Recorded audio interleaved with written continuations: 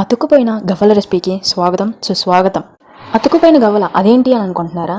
Video అయితే ఫుల్గా చూసేయండి, మీకే అర్థమైపోయింది. ముందుగా అయితే పిండి కలిపేసుకొని పెట్టేసుకోండి. నేను చేసినట్టు బర్రె సైజులో కాకుండా చిన్న సైజులో అయితే లడ్డూలు చేసేసుకోండి.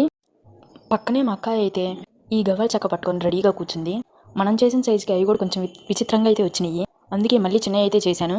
ఈసారి ఎలాగోలా గవ్వల్లాగా వచ్చినాయి. ఇందాకైతే మరీ గులాబీలాగా వచ్చినాయి. 4-5 చుట్టూ చుట్టేసరికి అది గులాబీ అయిపోయింది. ఇలాంటప్పుడే మనకి ఎంత ఒప్పుకుంది అనేది బయటపడేది. ఎందుకు అంటారా? మరి అంత చిన్న చిన్నవి చేయాలంటే పెద్ద టాస్కే కదా. ఈలోపు ఇంకా బాండీ అయితే పెట్టేసుకొని నూనె కాగాక గవ్వలైతే ఎగిచ్చేసుకున్నాము.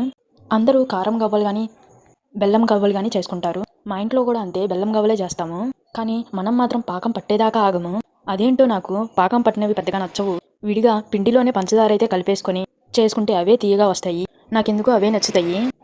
ఈ పిండిలో అయితే ఏమీ కలపలేదు, కానీ అలానే తినేసా నేను. కరకరలాడుతూ భలే ఉంటాయి టేస్ట్. ఇంకా బెల్లం పాకం అయితే పట్టేసుకొని గవ్వలైతే అందులో వేసేసుకోవడమే. మరి మీకు ఎలాంటి గవ్వలంటే ఇష్టమో చెప్పండి.